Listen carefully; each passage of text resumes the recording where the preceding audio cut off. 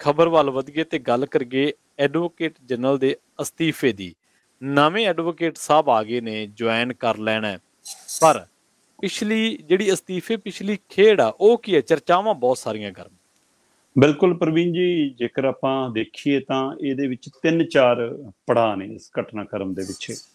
ਇੱਕ ਤਾਂ ਹੈਗਾ ਕਿ ਅਨਮੋਲ ਰਤਨ ਸਿੱਧੂ ਹੋਰੀ ਪੰਜਾਬ ਹਰਿਆਣਾ ਹਾਈ ਕੋਰਟ ਦੇ ਵੱਡੇ ਵਕੀਲ ਰਹੇ ਨੇ, ਲਗਾਤਾਰ ਪ੍ਰਧਾਨ ਬਣਦੇ ਰਹੇ ਨੇ ਬਾਰ ਐਸੋਸੀਏਸ਼ਨ ਦੇ। ਉਹਨਾਂ ਨੂੰ ਸਰਕਾਰ ਬੜੇ ਚਾਅ ਨਾਲ ਲੈ ਕੇ ਆਈ, ਉਹਨਾਂ ਨੇ ਬੜੇ ਚਾਅ ਨਾਲ ਇਹ ਅਹੁਦਾ ਸੰਭਾਲਿਆ, ਪਰ ਉਹ ਕੰਮ ਵੀ ਕਰ ਰਹੇ ਸੀਗੇ। ਪਰ ਉਹਦੇ ਵਿੱਚ ਅਚਾਨਕ ਕੀ ਕਾਰਨ ਆਇਆ ਕਿ ਉਹਨਾਂ ਨੂੰ 19 ਜੁਲਾਈ ਨੂੰ ਅਸਤੀਫਾ ਦੇਣਾ ਪਿਆ, ਤੇ ਗੱਲ ਜਾ ਕੇ 26 ਤਰੀਕ ਨੂੰ ਸਾਹਮਣੇ ਆਉਂਦੀ ਆ। ਮਤਲਬ ਹਫ਼ਤਾ ਪਰ ਲਗਭਗ ਗੱਲ ਅੰਦਰ ਦਬੀ ਵੀ ਰਹਿੰਦੀ ਆ। ਇਹਦੇ ਪਿੱਛੇ ਵੀ ਕੀ ਆ? ਕਿਉਂਕਿ ਇਹਦਾ ਮਤਲਬ ਉਹਨਾਂ ਨੇ ਖੁਦ ਵੀ ਅਸਤੀਫਾ ਦੇਣ ਤੋਂ ਬਾਅਦ ਬਾਹਰ ਅਜੇ ਜਨਤਕ ਨਹੀਂ ਕੀਤੀ ਕਿ ਇੰਤਜ਼ਾਰ ਸੀ ਕੋਈ ਕਿ ਮਨਾ ਲਿਆ ਜਾਵੇ, ਸਮਝਾ ਲਿਆ ਜਾਵੇ। ਸੋ ਇੱਕ ਇਹ ਪੜਾਅ ਵੀ ਹੈਗਾ। ਦੂਸਰਾ ਪੜਾਅ ਹੈਗਾ ਇਹਦੇ ਪਿੱਛੇ ਖੇਡ ਕੀ ਆ, ਕਾਰਨ ਕੀ ਆ? ਇਹ ਕਾਰਨ ਲੋਕ ਜਾਣਨਾ ਚਾਹੁੰਦੇ ਨੇ। ਕੱਲ ਦਾ ਇੱਕ ਕਾਰਨ ਬਹੁਤ ਚੱਲ ਰਿਹਾ ਮੀਡੀਆ ਦੀਆਂ ਚਰਚਾਵਾਂ ਵਿੱਚ, ਉਹ ਹੈਗਾ ਜਿਹੜੇ ਲਾਅ ਅਫਸਰ ਲਾਉਣੇ ਸੀਗੇ ਨਾਲ ਆਪਣੇ ਦਫ਼ਤਰ ਦੇ ਵਿੱਚ, ਉਹਨਾਂ ਨੂੰ ਲੈ ਕੇ। ਪਰ ਇੱਕ ਹੋਰ ਵੱਡਾ ਕਾਰਨ ਹੈ ਜਿਹਦੀ ਆਪਾਂ ਚਰਚਾ ਕਰਾਂਗੇ ਕਿ ਕੀ ਉਹ ਕਾਰਨ ਤਾਂ ਨਹੀਂ ਬਣਿਆ। ਫਿਰ ਹੁਣ ਜਿਹੜੇ ਨਵੇਂ ਲਾਏ ਉਹਨਾਂ ਦੀ ਪੜਾਅਦਾਰ ਚਰਚਾ ਕਰਾਂਗੇ ਕਿ ਭਾਈ ਜਿਹੜੇ ਨਵੇਂ ਲਾਏ ਨੇ ਉਹ ਆਉਂਦੇ ਹੀ ਵਿਵਾਦ 'ਚ ਬਣ ਗਏ, ਅਜੇ ਤੱਕ ਕੁਰਸੀ ਤੇ ਬੈਠੇ ਨਹੀਂ, ਉਹਨਾਂ ਦੇ ਵਿਵਾਦ ਦੀ ਲਿਸਟ ਖਾਸੀ ਲੰਬੀ ਆ। ਸੋ ਜੇਕਰ ਮੈਂ ਗੱਲ ਅਨਮੋਲ ਰਤਨ ਸਿੱਧੂ ਹੋਰਾਂ ਤੋਂ ਸ਼ੁਰੂ ਕਰਾਂ ਤਾਂ ਇਹ ਉਸ ਦਿਨ ਜ਼ਿਆਦਾ ਚਰਚਾ 'ਚ ਆਏ ਜਦੋਂ ਸ਼ਤਾਬਦੀ 'ਚ ਵਾਪਸ ਆ ਰਹੇ ਸੀ। ਜਿਹੜਾ ਹਾਲ ਹੀ 'ਚ ਲਾਹੌਰ ਬਿਸ਼ਨੋਈ ਉਹਦੀ ਲਾਰੈਂਸ ਬਿਸ਼ਨੋਈ ਦੀ ਜਿਹੜੀ ਤਰੀਕ ਭੁਗਤ ਕੇ, ਉਹਦਾ ਮਾਮਲਾ ਭੁਗਤ ਕੇ ਉਹ ਦਿੱਲੀ ਤੋਂ ਪਰਤ ਰਹੇ ਸੀ, ਤੇ ਕਹਿੰਦੇ ਜੀ ਸ਼ਤਾਬਦੀ ਤੇ ਪਥਰਾ ਹੋ ਗਿਆ, ਪੰਜਾਬ ਦੇ ਐਡਵੋਕੇਟ ਜਨਰਲ ਦੇ ਉੱਤੇ ਹਮਲਾ ਹੋ ਗਿਆ। ਪਰ ਉਹ ਹੁਣ ਇਹ ਵੀ ਕਿਹਾ ਜਾਂਦਾ ਕਿ ਉਹ ਇੱਕ ਰੂਟੀਨ ਆ, ਉੱਥੇ ਕਈ ਵਾਰ ਸ਼ਰਾਰਤੀ ਬੱਚੇ ਆ ਜਾਂ ਕੋਈ ਤਰ੍ਹਾਂ ਵੱਲੋਂ ਉੱਥੇ ਪਥਰਾ ਹੋ ਜਾਂਦਾ। ਸੋ ਇਹ ਸਬੱਬ ਬਣ ਗਿਆ ਜਾਂ ਉਹ ਹੈ, ਇਹ ਜਾਂਚ ਦਾ ਵਿਸ਼ਾ। ਪਰ ਲੋਕਾਂ ਲਈ ਤਾਂ ਇਹ ਹੈ ਕਿ ਆ ਭਾਈ ਪੰਜਾਬ ਸਰਕਾਰ ਦੇ ਪੱਥਰ ਕਿਉਂ ਵੱਜ ਰਹੇ ਨੇ, ਲਗਾਤਾਰ ਇਹਨਾਂ ਦੇ ਅਫਸਰ ਕਿਉਂ ਅਸਤੀਫੇ ਲਪੇਟ ਕੇ ਪੱਥਰਾਂ 'ਚ ਸਿੱਟ ਕੇ ਭੱਜ ਰਹੇ ਨੇ? ਇਹ ਵੱਡਾ ਸਵਾਲ ਬਣ ਗਿਆ ਕਿ ਲਗਾਤਾਰ ਅਸਤੀਫਿਆਂ ਦੀ ਲੜੀ ਲੰਬੀ ਹੁੰਦੀ ਜਾ ਰਹੀ ਆ। ਸੋ ਇਸ ਮਾਮਲੇ ਤੇ ਜਦੋਂ ਹੁਣ ਦੇਖਦੇ ਹਾਂ ਅਸੀਂ ਤਾਂ ਇਸ ਇੱਕ ਵੱਡੀ ਘਟਨਾਕ੍ਰਮ ਸਾਹਮਣੇ ਆਉਂਦੀ ਆ ਕਿ ਜਦੋਂ ਐਡਵੋਕੇਟ ਜਨਰਲ ਹੋਰਾਂ ਨੇ ਆਪਣੇ ਲਾਅ ਅਫਸਰ ਨਿਯੁਕਤ ਕਰਨ ਦੀ ਕਵਾਇਦ ਸ਼ੁਰੂ ਕੀਤੀ, ਉਸ ਸਮੇਂ ਸਰਕਾਰ ਨੇ ਕਿਹਾ ਕਿ ਨਹੀਂ ਜੀ, ਸਾਡੇ ਆਹ ਬੰਦੇ ਵੀ ਤੁਸੀਂ ਐਡਜਸਟ ਕਰਨੇ ਨੇ। ਫਿਰ ਉੱਥੇ ਕੈਟਾਗਰੀ ਵਾਈਜ਼ ਵੀ ਮਾਮਲਾ ਉੱਠਿਆ ਤੇ ਇਹ ਕਹਿੰਦੇ ਨਹੀਂ ਜੀ, ਮੈਂ ਸਿਰਫ ਵਕੀਲ ਦੀ ਮਹਾਰਤ ਦੇ ਹਿਸਾਬ ਨਾਲ ਬੰਦੇ ਰੱਖਣੇ ਨੇ। ਹੁਣ ਉਹ ਸਰਕਾਰ ਵਾਲੇ ਪਾਸਿਓਂ ਚਰਚਾ ਆ ਰਹੀ ਹੈ ਕਿ ਸਰਕਾਰ ਕੁਝ ਆਪਣੇ ਵਕੀਲਾਂ ਨੂੰ ਰਖਾਉਣਾ ਚਾਹੁੰਦੀ ਸੀ, ਤੇ ਅਨਮੋਲ ਰਤਨ ਸਿੱਧੂ ਹੋਰੀ ਆਪਣੇ ਵਕੀਲਾਂ ਨੂੰ ਰੱਖਣਾ ਚਾਹੁੰਦੇ ਸੀ। ਕਹਿੰਦੇ ਇਹ ਅੰਦਰ ਟਕਰਾਅ ਦਾ ਕਾਰਨ ਬਣਿਆ। ਫਿਰ ਇਹ ਵੀ ਚਰਚਾ ਆਈ ਕਿ ਇੱਕ ਵੱਡੇ ਅਫਸਰ ਨਾਲ ਟਕਰਾਅ ਹੋ ਗਿਆ। ਫਿਰ ਕਹਿੰਦੇ ਕਿ ਇੱਕ ਵੱਡੇ ਲੀਡਰ ਨਾਲ ਤਕਰਾਰ ਹੋਈ, ਉਹ ਲੀਡਰ ਦਿੱਲੀ ਦਾ ਦੱਸਿਆ ਜਾਂਦਾ। ਕਿ ਆਹ 2-3 ਕਾਰਨ ਅੰਦਰ ਕਾਫੀ ਧੁਖਦੇ ਰਹੇ। ਪਰ ਸਵਾਲ ਜਿਹੜਾ ਇੱਥੇ ਖੜਾ ਹੁੰਦਾ ਕਿ ਕੀ ਲਾਅ ਅਫਸਰਾਂ ਵਾਲਾ ਮਾਮਲਾ ਕਾਰਨ ਬਣਿਆ ਜਾਂ ਤਕਰਾਰ ਕਾਰਨ ਬਣਿਆ?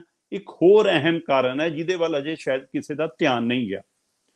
19 ਜੁਲਾਈ ਨੂੰ ਅਸਤੀਫਾ ਦਿੰਦੇ ਨੇ ਅਨਮੋਲ ਰਤਨ ਸਿੱਧੂ। 19 ਜੁਲਾਈ ਇਹ ਉਹ ਤਰੀਕ ਹੈ ਜੀ ਜਿਸ ਦਿਨ ਪੰਜਾਬ ਹਰਿਆਣਾ ਹਾਈ ਕੋਰਟ ਵਿੱਚ ਪ੍ਰੋਫੈਸਰ ਦਵਿੰਦਰਪਾਲ ਭੁੱਲਰ ਦੀ ਕੇਸ ਦੀ ਸੁਣਵਾਈ ਸੀ।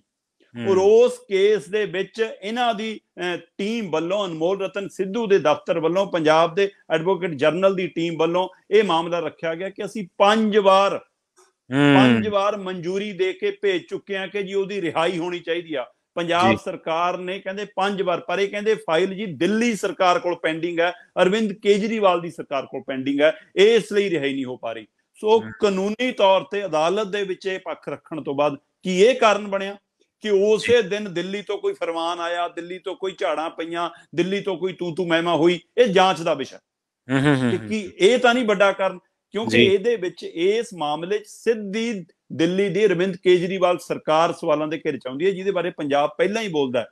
ਸੋ ਆਹ ਮੁੱਦਾ ਬੰਦੀ ਸਿੰਘਾਂ ਦੀ ਰਿਹਾਈ ਨੂੰ ਲੈ ਕੇ ਜਿੱਥੇ ਬੀਜੇਪੀ ਨਾਲ ਅੱਡ ਆਏ, ਜਿੱਥੇ ਕੇਂਦਰ ਸਰਕਾਰ ਨਾਲ ਅੱਡ ਆਏ, ਉੱਥੇ ਇੱਕ ਆਹ ਉਦਾਹਰਨ ਦੇ ਨਾਲ ਕੇਜਰੀਵਾਲ ਹੋਰੀ ਫਸਦੇ ਨੇ।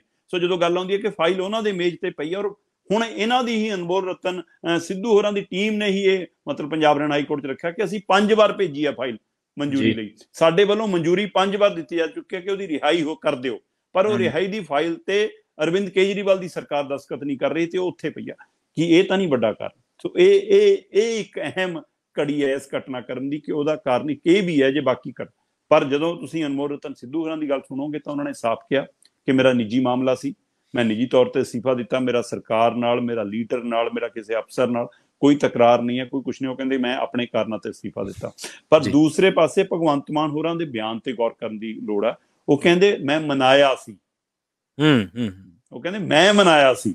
ਜੀ ਸੋ ਮੁੱਖ ਮੰਤਰੀ ਭਗਵੰਤ ਮਾਨ ਨੇ ਮਨਾਇਆ ਹੋਵੇ ਤੇ ਉਹਦੇ ਬਾਵਜੂਦ ਵੀ ਐਡਵੋਕੇਟ ਜਨਰਲ ਨਾ ਮੰਨਣ, ਇਹਦਾ ਮਤਲਬ ਕਿੱਡਾ ਵੱਡਾ ਕਾਰਨ ਹੋਊਗਾ। ਸੋ ਉਹ ਕਹਿੰਦੇ ਅਸੀਂ ਕਿਹਾ ਸੀਗਾ ਕਿ ਤੁਸੀਂ ਅਹੁਦੇ ਤੇ ਬਣੇ ਰਹੋ, ਤੁਹਾਡੀਆਂ ਸੇਵਾਵਾਂ, ਤੁਸੀਂ ਕਿੰਨੇ ਮਾਮਲਿਆਂ ਚੰਗੀ ਪੈਰਵੀ ਕੀਤੀ ਹੈ, ਬੇਸ਼ੱਕ ਕੁਝ ਮਾਮਲਿਆਂ ਦੇ ਵਿੱਚ ਬੈਕਫੁੱਟ ਤੇ ਵੀ ਰਹੀ ਆ ਪੰਜਾਬ ਸਰਕਾਰ, ਪਰ ਫਿਰ ਵੀ ਉਹ ਕਹਿੰਦੇ ਕਿ ਨਹੀਂ ਤੁਸੀਂ ਰਹੋ। ਤੇ ਉਹਦੇ ਬਾਵਜੂਦ ਵੀ ਜੇਕਰ ਨਹੀਂ ਨਿਬੜਿਆ ਤਾਂ ਇਹਦਾ ਮਤਲਬ ਕੁਛ ਨਾ ਕੁਛ ਤਾਂ ਕਿਤੇ ਨਾ ਕਿਤੇ ਵੱਡਾ ਕਾਰਨ ਹੈ, ਔਰ ਉਹ ਵੱਡੇ ਕਾਰਨਾਂ ਚੋਂ ਇੱਕ ਕਾਰਨ ਇਹ ਖੂਬ ਚਰਚਾ ਵਿੱਚ ਆ ਜਾਣਾ। ਅਜੇ ਤੱਕ ਪੂਰੀ ਚਰਚਾ ਨਹੀਂ ਹੋਈ, ਪਰ ਇਸ ਲਈ ਪਹਿਲੂ ਜੁੜਦਾ ਹੈ ਕਿ ਉਸੇ ਦਿਨ ਦਾ ਘਟਨਾਕ੍ਰਮ ਹੈ 19 ਜੁਲਾਈ ਦਾ, ਜਿਸ ਦਿਨ ਉਹ ਕੇਸ ਸੀ, ਉਸੇ ਦਿਨ ਦਾ ਅਸਤੀਫਾ। ਸੋ ਉਸ ਤੋਂ ਬਾਅਦ ਹਫ਼ਤਾ ਇਹਦਾ ਮਤਲਬ ਲਗਭਗ ਮਨਾਉਣ ਚ ਲੰਘਿਆ, ਪਰ ਨਹੀਂ ਮੰਨੇ। ਹਾਂ, ਹੁਣ ਆ ਜਾਓ ਜੀ ਨਵੇਂ ਜੀ, ਨਵਿਆਂ ਨੇ ਅਜੇ ਪ੍ਰਵੀਨ ਜੀ ਅਹੁਦਾ ਸੰਭਾਲਣਾ, ਵਿਵਾਦ ਪਹਿਲਾਂ ਮੂੰਹ ਮਿੱਠਾ ਕਰਨਾ ਜੀ, ਮਤਲਬ ਬਿਲਕੁਲ ਮੂੰਹ ਮਿੱਠਾ ਕਰਨ ਤੋਂ ਪਹਿਲਾਂ ਪੰਜਾਬ ਵਾਲਿਆਂ ਨੇ ਦੱਸਤਾ ਕਿ ਭਾਈ ਸਾਡੇ ਕੋਲ ਸਾਰਾ ਚਿੱਠਾ ਹੁਣ ਪਿਆ ਹੁੰਦਾ। ਸੋ ਵਕੀਲ ਵੱਡੇ ਨੇ, ਨਾਮੀ ਵਕੀਲ ਨੇ, ਵਿਨੋਦ ਘਈ ਹੋਰਾਂ ਦੇ ਪਿਤਾ RS ਘਈ ਵੱਡੇ ਨਾਮਵਰ ਮਤਲਬ ਕਿ ਕ੍ਰਿਮੀਨਲ ਕੇਸਾਂ ਦੇ ਵਕੀਲ ਰਹੇ ਨੇ। ਸੋ ਉਸ ਘਰਾਣੇ ਚੋਂ ਮਤਲਬ ਪੁਸਤ ਪਨਾਹੀ ਚੋਂ ਆਉਂਦੇ ਨੇ, ਜਿਵੇਂ ਕਹਿੰਦੇ ਨੇ ਖਾਨਦਾਨੀ ਵਕੀਲ ਤੁਸੀਂ ਕਹਿ ਸਕਦੇ ਹੋ ਕਿ ਉਸ ਚੋਂ ਆਉਂਦੇ ਨੇ। ਤੇ ਆਉਂਦੇ ਹੀ ਇਹਨਾਂ ਦੀ ਨਿਯੁਕਤੀ ਹੁੰਦਿਆਂ ਹੀ ਇਹਨਾਂ ਨੇ ਮੀਡੀਆ 'ਚ ਜਿਹੜੀ ਪਹਿਲੀ ਗੱਲ ਕਹੀ, ਉਹ ਕਹੀ ਕਿ ਮੈਨੂੰ ਆਮ ਆਦਮੀ ਪਾਰਟੀ 'ਚ ਕੋਈ ਨਹੀਂ ਜਾਣਦਾ, ਮੇਰਾ ਕਿਸੇ ਨਾਲ ਕੋਈ ਤਾਲਮੇਲ ਨਹੀਂ, ਮੈਨੂੰ ਤਾਂ ਅਚਾਨਕ ਸੱਦਾ ਮਿਲਿਆ ਤੇ ਮੈਂ ਹੈਰਾਨ ਹੋ ਗਿਆ ਤੇ ਮੇਰੇ ਲਈ ਖੁਸ਼ੀ ਦੀ ਗੱਲ ਵੀ ਹੈ। ਪਰ ਮੁੱਖ ਮੰਤਰੀ ਭਗਵੰਤ ਮਾਨ ਜੀ ਕਹਿੰਦੇ ਸਾਡੀ ਟੀਮ ਦੇ ਸਾਥੀ ਨੇ, ਸਾਡੀ ਟੀਮ ਦਾ ਹਿੱਸਾ ਨੇ। ਹੁਣ ਆ ਵੀ ਵਿਰੋਧਾਭਾਸ ਹੈ। ਇਹਦਾ ਮਤਲਬ ਕਿ ਪਿੱਛੋਂ ਚੋਰ ਦਰਵਾਜ਼ੇ ਰਾਹੀਂ ਪਹਿਲਾਂ ਦੀ ਸਾਂਝ ਸੀ ਜਾਂ ਨਵੀਂ ਸਾਂਝ ਹੈ ਜਾਂ ਕੋਈ ਸਾਂਝ ਪੁੱਗੀ ਹੈ ਜਾਂ ਦਿੱਲੀ ਤੋਂ ਕੋਈ ਸੁਨੇਹਾ ਆਇਆ, ਹੁਣ ਇਹ ਵੀ ਜਾਂਚ ਦਾ ਵਿਸ਼ਾ। ਇੱਕ ਪਾਸੇ ਜਿਹੜਾ ਬੰਦਾ ਨਿਯੁਕਤ ਹੋ ਰਿਹਾ ਕਹਿੰਦਾ ਮੈਨੂੰ ਕੋਈ ਜਾਣਦਾ ਨਹੀਂ ਇਸ ਪਾਰਟੀ 'ਚ, ਮੇਰੇ ਲਈ ਹੈਰਾਨੀ ਦੀ ਗੱਲ ਸੀ, ਤੇ ਦੂਸਰੇ ਪਾਸੇ ਉਸ ਟੀਮ ਦਾ ਲੀਡ ਕਰਨ ਵਾਲਾ, ਚਾਹੇ ਪਾਰਟੀ ਦਾ ਪ੍ਰਧਾਨ ਕਹਿ ਲਓ, ਚਾਹੇ ਪੰਜਾਬ ਦੀ ਸਰਕਾਰ ਦਾ ਮੁਖੀ ਕਹਿ ਲਓ, ਭਗਵੰਤ ਮਾਨ ਹੋਰੀ ਕਹਿੰਦੇ ਸਾਡੀ ਟੀਮ ਦੇ ਪੁਰਾਣੇ ਸਾਥੀ ਨੇ। ਚਲੋ ਇੱਥੇ ਤੱਕ ਵੀ ਸਰ ਜੂਗਾ, ਪਰ ਹੁਣ ਜਿਹੜੇ ਦੋਸ਼ ਲੱਗੇ ਨੇ ਉਹ ਵੱਡੇ ਨੇ ਜਨਾਬ, ਔਰ ਉਹ ਦੋਸ਼ ਕੋਈ ਅਜਿਹੇ ਦੋਸ਼ ਨਹੀਂ ਹੈਗੇ ਕਿ ਕਿਸੇ ਨੇ ਕਹਿ ਦਿੱਤਾ। ਇਹ ਮਾਮਲਾ ਬਕਾਇਦਾ ਪਰਵਿੰਦਰ ਕਿਤਨਾ ਹੋਰਾਂ ਨੇ ਸੋਸ਼ਲ ਮੀਡੀਆ ਤੇ ਸਾਹਮਣੇ ਲਿਆਂਦਾ। ਉਸ ਤੋਂ ਬਾਅਦ ਇਹਨਾਂ ਨੂੰ ਸਾਰੀਆਂ ਧਿਰਾਂ ਨੇ ਜਦੋਂ ਪੰਨੇ ਫਰੋਲੇ ਤਾਂ ਨਿਕਲਿਆ ਕਿ ਭਾਈ ਇਹ ਤਾਂ ਉਹਨਾਂ ਘਰਾਣਿਆਂ ਦੀ ਪੁੱਸ ਪਨਾਹੀ ਕਰਦੇ ਰਹੇ ਨੇ ਜਿਹੜੇ ਪੰਜਾਬ ਦੇ ਉਲਟ ਭੁਗਤਦੇ ਰਹੇ ਨੇ, ਚਾਹੇ ਪੰਜਾਬ ਦੇ ਖਜ਼ਾਨੇ ਨੂੰ ਖੋਰਾ ਲਾਉਣ ਵਾਲੇ ਲੋਕ ਹੋਣ ਤੇ ਚਾਹੇ ਪੰਜਾਬ ਦੇ ਧਾਰਮਿਕ ਅਕੀਦਿਆਂ ਨੂੰ ਢਾਹ ਲਾਉਣ ਵਾਲੇ ਲੋਕ ਹੋਣ। ਸੋ ਉਹਨਾਂ ਲਈ ਇਹ ਤਾਂ ਵਕੀਲ ਬਣ ਕੇ ਖੜਦੇ ਰਹੇ ਨੇ, ਉਹਨਾਂ ਦੀ ਢਾਲ ਬਣਦੇ ਰਹੇ ਨੇ। ਤੁਸੀਂ ਇਹ ਦੇਖੋ ਕਿ ਤਾਜ਼ਾ ਮਾਮਲਾ, ਮੈਂ ਥੱਲੇ ਤੋਂ ਗੱਲ ਸ਼ੁਰੂ ਕਰਨੀ ਚਾਹੁੰਦਾ ਕਿ ਪੰਜਾਬ ਦੇ ਵਿੱਚ ਦੋ ਲੀਡਰ ਅੱਜ ਕੱਲ੍ਹ ਕਾਫੀ ਚਰਚਾ 'ਚ ਨੇ, ਇੱਕ ਭਾਰਤ ਭੂਸ਼ਣ ਆਸ਼ੂ ਤੇ ਇੱਕ ਇਹਨਾਂ ਦੇ ਆਪਣੇ ਮੰਤਰੀ ਵਿਜੇ ਸਿੰਗਲਾ।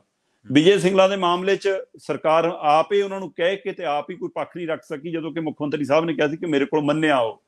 ਪਰ ਉਸ ਵਿਜੇ ਸਿੰਗਲਾ ਦੇ ਵਕੀਲ ਨੇ ਜੀ ਘਈ ਸਾਹਿਬ ਜੀ, ਉਸ ਵਿਜੇ ਸਿੰਗਲਾ ਦੀ ਪੈਰਵੀ ਕਰਦੇ ਨੇ।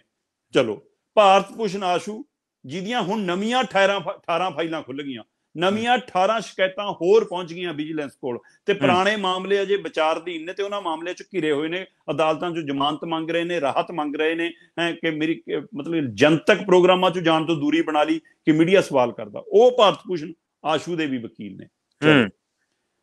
DGP ਸੁਮੇਧ ਸੈਣੀ ਜੀ, ਮਤਲਬ ਜਿਹੜਾ ਪੰਜਾਬ ਦੇ ਨੌਜਵਾਨਾਂ ਦੇ ਘਾਣ ਕਰਨ ਲਈ ਜਾਣਿਆ ਜਾਂਦਾ ਹੋਵੇ, ਪੰਜਾਬ ਨਾਲ ਧਰੋ ਕਮਾਉਣ ਲਈ ਜਾਣਿਆ ਜਾਂਦਾ ਹੋਵੇ, ਪੰਜਾਬ ਨਾਲ ਠੱਗੀ ਵਾਲੇ ਮਾਮਲਿਆਂ 'ਚ ਭਗੌੜਾ ਹੋਵੇ, ਗ੍ਰਿਫਤਾਰੀਆਂ ਦੇ ਦੌਰ 'ਚ ਪਿਆ ਹੋਵੇ, ਭੱਜਦਾ ਹੋਵੇ, ਲੁਕਦਾ ਹੋਵੇ, ਉਹ DGP, ਤੇ ਜਿਹਦੇ ਨਾਲ ਅਕਾਲੀਆਂ ਦੀ ਵੀ ਜਾਰੀ ਰਹੀ ਤੇ ਕਾਂਗਰਸੀਆਂ ਦੀ ਵੀ ਜਾਰੀ ਰਹੀ, ਦੋਵੇਂ ਪਾਰਟੀਆਂ ਨੇ ਜਾਰੀ ਪਗਾਈ ਵੀ, ਉਹ DGP ਦੀ ਵੀ ਵਕਾਲਤ ਕਰਦੇ ਰਹੇ ਨੇ। ਇੱਥੇ ਵੀ ਸਵਾਲ ਖੜਾ ਹੋ ਗਿਆ। ਚਲੋ ਹੋਰ ਛੱਡੋ, ਤੇਜਿੰਦਰ ਸਿੰਘ ਬੱਗਾ ਜੀ, ਪੰਜਾਬ ਸਰਕਾਰ ਚੱਕਣ ਗਈ ਸੀ ਉਹਨੂੰ, ਪੰਜਾਬ ਸਰਕਾਰ ਦੇ ਨਿਰਦੇਸ਼ਾਂ ਤੇ ਪੁਲਿਸ ਚੱਕਣ ਗਈ ਸੀ ਉਹਨੂੰ। ਕੇਜਰੀਵਾਲ ਤਾਂ ਚੰਗੀ ਤਰ੍ਹਾਂ ਜਾਣਦੇ ਆ ਬੱਗੇ ਨੂੰ। ਹੁਕਮ ਦਿੱਲੀ ਤੋਂ ਆਇਆ, ਬਿਲਕੁਲ। ਹੁਣ ਤਾਂ ਪੰਜਾਬ ਪੁਲਿਸ ਵਾਲੇ ਵੀ ਬਹੁਤ ਯਾਦ ਰੱਖਦੇ ਆ ਕਿ ਜਿਵੇਂ ਅਗਲਿਆਂ ਨੇ ਦਿੱਲੀ ਤੋਂ ਭਾਜੀ ਮੋੜੀ ਅਗਲਿਆਂ ਨੇ, ਹਨਾ। ਸੋ ਜਿਵੇਂ ਵਾਪਸ ਭੇਜਿਆ ਇਹਨਾਂ ਨੂੰ ਕੁਰਕਸ਼ੇਤਰ ਤੋਂ, ਮੈਦਾਨੇ ਜੰਗ ਬਣਾ ਲਿਆ ਦੁਬਾਰਾ, ਤੇ ਉੱਥੋਂ ਅਗਲੇ ਵਾਪਸ ਲੈ ਗਏ ਤੇ ਸਾਡੇ ਵਾਲੇ ਬਰੰਗ ਪਰਤ ਕੇ ਆਏ। ਉਹ ਤੇਜਿੰਦਰ ਬੱਗੇ ਦੀ ਵੀ ਵਕਾਲਤ ਕਰਦੇ ਨੇ ਜਨਾਬ। ਸੋ ਇੱਕ ਪਾਸੇ ਉਸ ਦੇ ਖਿਲਾਫ ਕੇਸ ਕੀਤਾ ਹੋਇਆ, ਪਰਚਾ ਦਰਜ ਕੀਤਾ ਹੋਇਆ, ਉਹਨੂੰ ਚੱਕਣ ਨੂੰ ਫਿਰਦੇ ਨੇ, ਤੇ ਦੂਸਰੇ ਪਾਸੇ ਉਹਦੇ ਵਕੀਲ ਨੂੰ ਇਹ ਐਡਵੋਕੇਟ ਜਨਰਲ ਦਾ ਰੁਤਬਾ ਦਿੰਦੇ ਨੇ। ਚਲੋ ਇੱਥੇ ਤੱਕ ਵੀ ਠੀਕ ਹੈ। ਸੰਗਤ ਸਿੰਘ ਗਿਲਜੀਆਂ ਦੀ ਕਹਿੰਦੇ ਜ਼ਮਾਨਤ ਵੀ ਇਸੇ ਨੇ ਦਵਾਈ ਹੈ, ਚਰਚਾ ਹੈ। ਚਲੋ ਇੱਥੇ ਤੱਕ ਵੀ ਸਾਰ ਲਈਏ। ਸਭ ਤੋਂ ਵੱਡਾ ਜਿਹੜਾ ਪੰਜਾਬ ਨੂੰ ਮਨਜ਼ੂਰ ਨਹੀਂ ਹੋ ਸਕਦਾ ਜੀ, ਡੇਰਾ ਸਿਰਸਾ ਮੁਖੀ ਗੁਰਮੀਤ ਰਾਮ ਰਹੀਮ ਦੇ ਬੇਅਦਬੀ ਵਾਲੇ ਮਾਮਲਿਆਂ ਦੇ ਵਿੱਚ ਇਹ ਵਕੀਲ ਨੇ ਜੀ। ਕਿਤਨਾ ਹੋਰਾਂ ਨੇ ਇਹ ਗੱਲ ਜਨਤਕ ਕੀਤੀ, ਕੋਈ ਉਸ ਆਧਾਰ ਤੋਂ ਬਾਅਦ ਇਹ ਪੱਖ ਸਾਹਮਣੇ ਆ ਗਏ ਖੁੱਲ ਕੇ, ਇਹ ਪਰਤਾਂ ਖੁੱਲ ਗਈਆਂ ਕਿ ਬੇਅਦਬੀ ਦਾ ਮਾਮਲਾ, ਗੋਲੀ ਕਾਂਡ ਨਾਲ ਸੰਬੰਧਿਤ ਮਾਮਲਾ, ਬੇਅਦਬੀ ਕਾਂਡ ਨਾਲ, ਜਿਹਦੇ ਵਿੱਚ ਉਹਦੇ ਵਿੱਚ ਡੇਰਾ ਸਿਰਸਾ ਮੁਖੀ ਵੱਲੋਂ ਵਕੀਲ ਨੇ, ਗੁਰਮੀਤ ਰਾਮ ਰਹੀਮ ਜਾਂ ਡੇਰਾ ਪ੍ਰੇਮੀਆਂ ਵੱਲੋਂ ਵਕੀਲ ਨੇ। ਹੋਰ ਛੱਡੋ, ਪੰਚਕੂਲੇ 'ਚ ਜਿਹੜੀ ਹਿੰਸਾ ਹੋਈ ਜੀ, ਜਦੋਂ ਡੇਰਾ ਮੁਖੀ ਨੂੰ ਸਜ਼ਾ ਸੁਣਾਈ ਜਾਂਦੀ ਆ, ਉਸ ਮੌਕੇ ਵੀ ਡੇਰੇ ਵੱਲੋਂ ਇਹ ਵਕੀਲ ਸੀ। ਉਸ ਮਾਮਲੇ 'ਚ ਵੀ ਡੇਰੇ ਦੀ ਪੈਰਵੀ ਕਰਦੇ ਨੇ, ਕਹਿੰਦੇ ਪੰਚਕੂਲਾ ਹਿੰਸਾ ਮਾਮਲੇ 'ਚ। ਸੋ ਬੇਅਦਬੀ ਵਾਲੇ ਮਾਮਲੇ ਦੇ ਵਿੱਚ ਤੇ ਇਹਨਾਂ ਮਤਲਬ ਭ੍ਰਸ਼ਟ ਲੀਡਰਾਂ ਦੇ ਮਾਮਲੇ 'ਚ ਮੈਂ ਕਹਿੰਦਾ ਸਾਰੇ ਮਾਮਲੇ ਵਕੀਲ ਕਹੂਗਾ ਕਿ ਠੀਕ ਹੈ ਮੇਰਾ ਪੇਸ਼ਾ ਹੈ ਕਿ ਮੇਰੇ ਕੋਲ ਜਿਹੜੀ ਧਿਰ ਆਉਂਦੀ ਆ, ਪਰ ਉਸ ਸਮੇਂ ਜਦੋਂ ਤੁਸੀਂ ਪੇਸ਼ਾ ਅਪਣਾਉਂਦੇ ਹੋ ਤਾਂ ਉਹਦੇ ਵਿੱਚ ਘੱਟੋ ਘੱਟ ਇਹ ਤਾਂ ਦੇਖਣਾ ਹੁੰਦਾ ਨਾ ਕਿ ਇਹ ਕੇਸ ਝੂਠਾ ਹੈ ਕਿ ਸੱਚਾ। ਉਹਦੀ ਪੈਰਵੀ ਕਰਨ ਲੱਗੇ ਅਸੀਂ ਸੱਚ ਨਾਲ ਖੜੇ ਹਾਂ ਕਿ ਝੂਠ ਨਾਲ ਖੜੇ ਹਾਂ। ਚਲੋ, ਤੁਸੀਂ ਭ੍ਰਿਸ਼ਟਾਚਾਰ ਵਾਲੇ ਮਾਮਲਿਆਂ ਦੇ ਵਿੱਚ, ਲੀਡਰਾਂ ਵਾਲੇ ਮਾਮਲੇ 'ਚ, ਪੋਲੀਟੀਕਲ ਮਾਮਲਿਆਂ 'ਚ ਵਕਾਲਤ ਕੀਤੀ, ਪੰਜਾਬ ਉਹ ਅੱਖੋਂ ਪਰੋਖੇ ਕਰ ਸਕਦਾ, ਪਰ ਆ ਬੇਅਦਬੀ ਵਾਲੇ ਮਾਮਲਿਆਂ ਦੇ ਵਿੱਚ ਤੁਸੀਂ ਉਸ ਧਿਰ ਤੇ ਖੜ ਰਹੇ ਹੋ ਜਿਹਦੇ ਤੇ ਸਿੱਧੇ ਦੋਸ਼ ਲੱਗਦੇ। ਔਰ ਪੰਜਾਬ ਸਰਕਾਰ ਦੀ ਹਾਲ ਹੀ 'ਚ ਸੌਂਪੀ ਰਿਪੋਰਟ ਵੀ ਡੇਰਾ ਸਿਰਸਾ ਵੱਲ ਇਸ਼ਾਰਾ ਕਰ ਰਹੀ ਹੈ। ਅਸੀਂ ਨਹੀਂ ਕਹਿ ਰਹੇ ਜੀ, ਅਸੀਂ ਕੋਈ ਵਕੀਲ ਨਹੀਂ ਹੈਗੇ, ਅਸੀਂ ਕੋਈ ਜੱਜ ਨਹੀਂ ਹੈਗੇ, ਅਸੀਂ ਉਸੇ ਤੱਥਾਂ ਦੇ ਆਧਾਰ ਤੇ ਗੱਲ ਕਰ ਰਹੇ ਹਾਂ ਜਿਸ ਆਧਾਰ ਤੇ ਪੰਜਾਬ ਦੀਆਂ ਪੰਥਕ ਧਿਰਾਂ, ਪੰਜਾਬ ਦੇ ਸੰਗਠਨ, ਪੰਜਾਬ ਦੇ ਚਿੰਤਤ ਧਿਰਾਂ ਇਹ ਸਵਾਲ ਖੜੇ ਕਰਦੀਆਂ ਰਹੀਆਂ ਤੇ ਉਸ ਦੇ ਉੱਤੇ ਮੋਹਰ ਲਾਈ ਪੰਜਾਬ ਸਰਕਾਰ ਨੇ। ਹਾਲ ਹੀ 'ਚ ਜਿਹੜੇ ਸੰਗਠਨਾਂ ਨੂੰ ਰਿਪੋਰਟ ਸੌਂਪੀ, ਉਸ ਰਿਪੋਰਟ ਦੇ ਵਿੱਚ ਕਿਹਾ ਗਿਆ ਕਿ ਡੇਰਾ ਸਿਰਸਾ ਮੁਖੀ ਦੀ ਵਿੱਚ ਭੂਮਿਕਾ ਰਹੀ ਹੈ ਤੇ ਉਸ ਮਾਮਲੇ ਦੇ ਉੱਤੇ ਹੁਣ ਇਹ ਵਕੀਲ ਰਹੇ ਨੇ ਤੇ ਉਸ ਵਕੀਲ ਨੂੰ ਅਹੁਦਾ ਦਿੱਤਾ ਜਾ ਰਿਹਾ। ਚਲੋ, ਇਹ ਤੋਂ ਵੀ ਅੱਗੇ ਪੰਜਾਬ ਸਰਕਾਰ ਦੇ ਮੂਹਰੇ ਵੱਡਾ ਸਵਾਲ ਖੜਾ ਕਿ ਕਿਉਂ ਤੁਹਾਡੇ ਲੋਕ ਤੁਹਾਨੂੰ ਬਦਲਨੇ ਪੈ ਰਹੇ ਨੇ। 10 ਮਹੀਨਿਆਂ ਦੇ ਵਿੱਚ 5 ਐਡਵੋਕੇਟ ਜਨਰਲ ਬਦਲੇ ਜਨਾਬ। 10 ਮਹੀਨਿਆਂ ਦੇ ਵਿੱਚ ਮਹੀਨਾ ਰੱਖਦਾ ਕਿ ਸਭ ਤੋਂ ਪਹਿਲਾਂ ਤੁਸੀਂ ਦੇਖੋ ਕਿ ਕੈਪਟਨ ਅਮਰਿੰਦਰ ਦੇ ਟਾਈਮ ਅਤੁਲ ਨੰਦਾ ਸੀ, ਫਿਰ ਚੰਨੀ ਨੇ ਆਉਂਦੀ ਸਾਰ APS ਦਿਓਲ ਨੂੰ ਲਾ ਲਿਆ ਤੇ ਨਵਜੋਤ ਸਿੱਧੂ ਨਾਰਾਜ਼ ਹੋ ਗਏ ਕਿ ਮੇਰਾ ਬੰਦਾ ਤਾਂ ਲਾਇਆ ਨਹੀਂ। ਫਿਰ DS ਪਟਵਾਲੀਆ ਲਾ ਲਿਆ ਉਹ ਤੋਂ ਹਟਾ ਕੇ।